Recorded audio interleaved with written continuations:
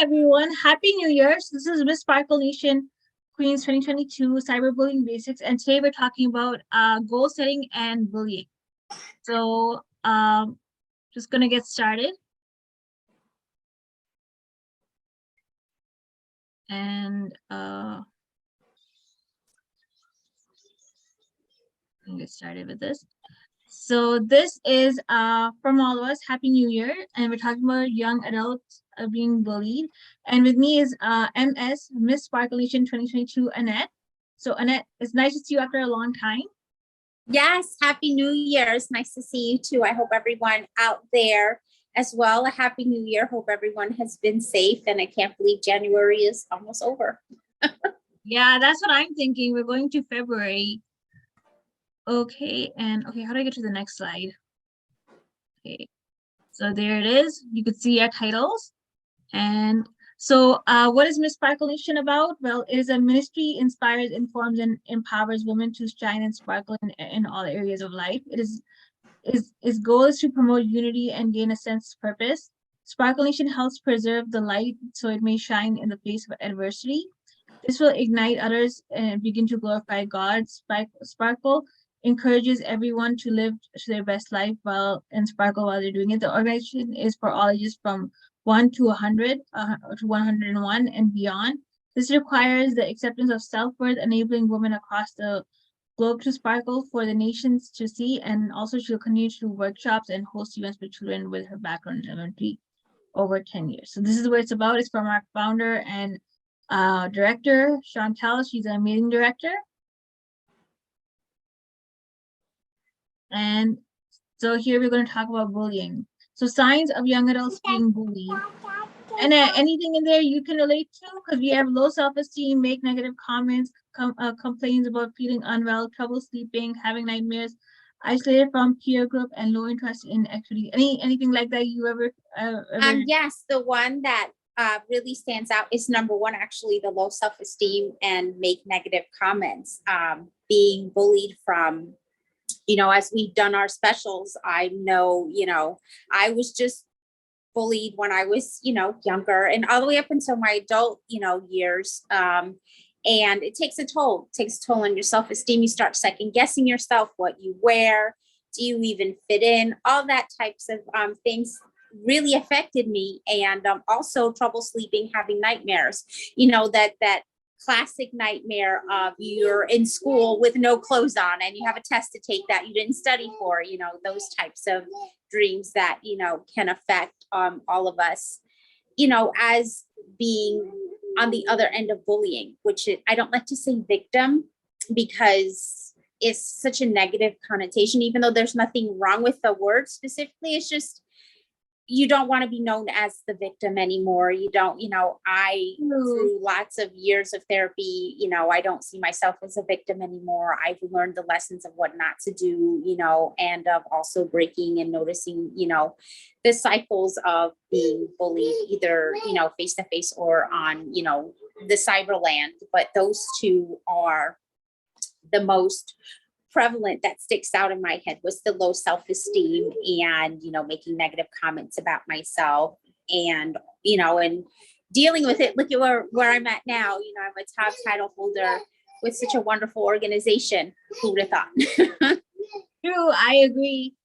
And often the thing is, I think it's like isolated from peers because then they form a kind of group. So I think I've been there. It's even I don't know about I don't know where everyone else is now because I just recently turned 30, but it's there's this whole thing that as you get older, you what I know as a young adult is you feel like you get isolated from different groups. Whereas when you're a teenager, you are in different types of groups. Because with me, I used to be involved in in different clubs and associations all the time from high school. So that's why. And emotional signs of young adults being bullied: low concern for others' feelings, easily annoyed, doesn't recognize the impact of his or her behavior towards others, and unexplained objects for money. Anything you could relate to, Annette, in this? Yes. Basically number 3, because we've become so shelled in protecting ourselves from such negative behaviors and everything. We don't realize that we turn it around. And I've done this. I was unable to realize like how my behavior towards others were, not because I purposely went out to do it, but because I was in such protective mode that it kind of gave off the vibe to other people that I didn't want to talk to them or relate to them or, even be like sympathetic or empathetic. So number 3, years of being bullied and being put in situations that are unfavorable. Yeah, you don't realize that you're doing it on purpose. It's just coming from a place where you just want to like kind of protect yourself, because you get to a point because of being bullied so much, you don't trust anyone. And you just kind of, you want to be friends with them, but you put up such a wall that you don't realize that it affects the other person that just genuinely wants to be your friend. That makes the other person feel reserved at the same time. Correct. So I agree with that. With me, I think it would be easily annoyed because it's like, there's like too many things going on with you that you get annoyed from everyone. So I think that would be something. And how to prevent young adults from being bullied. Speak up, get familiar, know if there's a bystander, talk to a friend, ask for help, and think prevention of a situation. So anything? Yes, I would definitely say all of them are great points, but speak up. Because a lot of those that are bullied, they're afraid to speak up because they're afraid of, someone else thinking that they're complaining or, that they are looking for some type of additional attention. But also talk to a friend.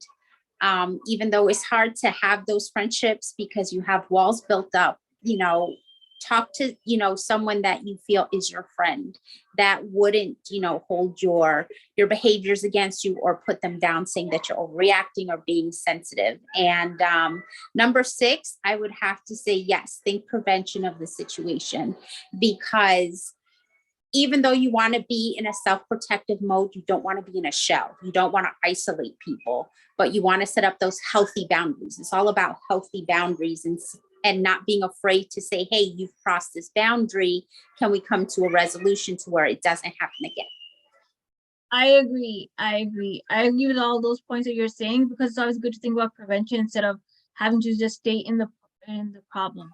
Because with me, like, I just think like sometimes it's easier to walk away as well, because I think like when you get into the next few months and the discussions we'll discuss, and then let's discuss more about walking away from different types of situations. But it's like it's always good to follow these points and always think about prevention. And goal setting for 2023, because we are in 2003 now, and a lot of people have goals. So I was thinking, let's talk about this. I think, Annette, this was your idea from our last session that we did. Yes, goal setting. So goal setting is important because it sets yourself up for being able to, one, be accountable of yourself and hold others accountable around you as well. A goal setting from, someone who has been bullied is just, again, setting up healthy boundaries, not being afraid to speak up. That's an important goal. That's something that is not easily attainable, but it can be done. And also you have to be careful with goal setting, because a lot of people like to set these big, grand goals. And when they don't reach them, they start bullying themselves for not reaching them. And then they start questioning their self-worth. So someone may have a great big grand goal, which is awesome, but then break it down into smaller attainable bites instead of just feeling like, oh my goodness, it's now December 30th of 2023 and I haven't even reached my goal. I agree. And what too for goal setting that what we discussed, I think, Annette, you covered most of it as SMART goals, starting with small goals, figure out your passions, reevaluate your goals, reward yourself with each goal, and put your goals somewhere visible. So anything that's realistic. Like with me, I think many people have gained a little because of COVID, right? So right now, my goal up till the next year is to make sure I do workout almost every single day. So I'm trying to reach the goal. So I already started from December, so I hope to do it every single day. So that's why I'm just doing it like, few minutes each time I do it. Mm-hmm. Yes, I'm one of those that no longer sets goals or New Year's resolutions. I just kind of take it, day by day. But, my small goals, in life is just to, make sure that I have healthy people around me, mentally and physically, and those that have like-minded goals, surrounding myself with a lot of pageant queens such as yourself. But basically my goals are to, take a little bit more time for myself, because last year I hardly took any time for myself. Not that I beat myself up over it, but I'm one of those that likes to take on, small projects and do things to keep myself so busy. But then I realized I'm not taking time for myself. So my goal is to just take a little bit of time each day. And even if one day I don't take that 5 minutes to myself, I'm not going to beat myself up over it. But it's definitely something that is on my plate.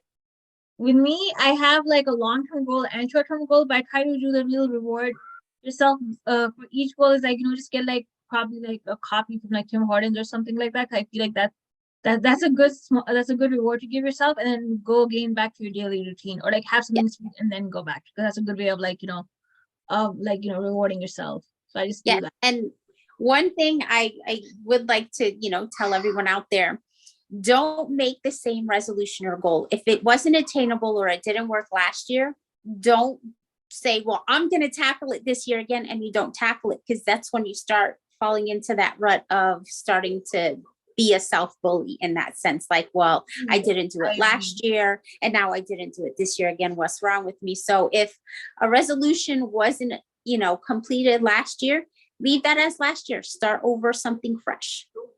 Yep, I agree. And the importance of goal setting for 2023.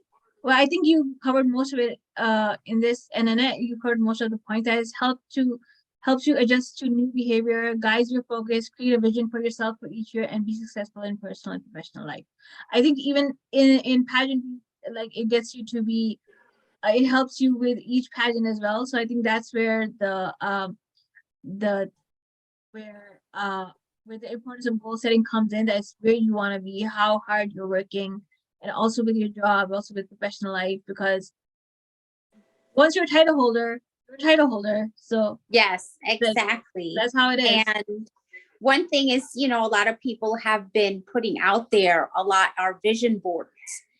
And vision boards, again, they're great, but keep it realistic. It's okay to dream big. There's nothing wrong with dreaming big, but don't set that vision board in stone. I mean, I can, put on my vision board, I want to be a millionaire by the end of this year. Who wouldn't? But is it really attainable? No. Is it nice to look at? Yes, but don't use that as some type of, way of where you don't reach it. You're going to, so me, I like vision boards, but they have to be done. Literally think about it, and it has to be done with a lot of self-care, because, you put all these images on there, and then as you see the year coming to a close, those visions are just there. It's on there. It hasn't been, put into realization. And I'm not saying it can't be done, but you gotta be careful with those vision boards. There's some activities for goal setting as well that we just discussed. That vision board that could be online print, but it has to be realistic. Weekly goals chart, and also self-help journaling as well. Yes, journaling is great. It's an important tool to, sit and reflect. And it doesn't have to be this big, deep, complex end of the day self-reflection. It could just be, something as far as, I stubbed my toe, but that's okay, because, I'll be able to walk again tomorrow. Something small. It doesn't have to be something, really big and, something so far-fetched. Even though we love to dream big, we're all programmed when we were younger. What do you want to be when you grow up? You could be anything you want. But then when we're grown up and we're not what we wanted to be when we're younger, it doesn't make you a failure. It just means that things have changed. So as long as we can give ourselves flexibility in those vision boards and in those journals, and be forgiving to ourselves, it'll come from a healthier place, instead of someone beating themselves up, becoming their own self-bully, and thinking they have failed because they put all these things on a vision board. This concludes our session for today on cyberbullying basics and young adults being bullied and goal setting. I think we covered up a lot, because the thing is, there's a lot that you have to do, that even for your own personal goals, like you never know if you're bullying yourself, and then there's another way on the other side. It's like that when you're bullying someone else, is in there. And I think we discussed all that points. And everyone, thank you so much for joining Miss Sparkle Nation Queens Cyberbullying Basics with Miss Annette, Miss Sparkle Nation Annette 2022, and Miss Sparkle Nation International Hunyah, that's me 2022. And we hope to see you next month. Thank you. Bye. Bye.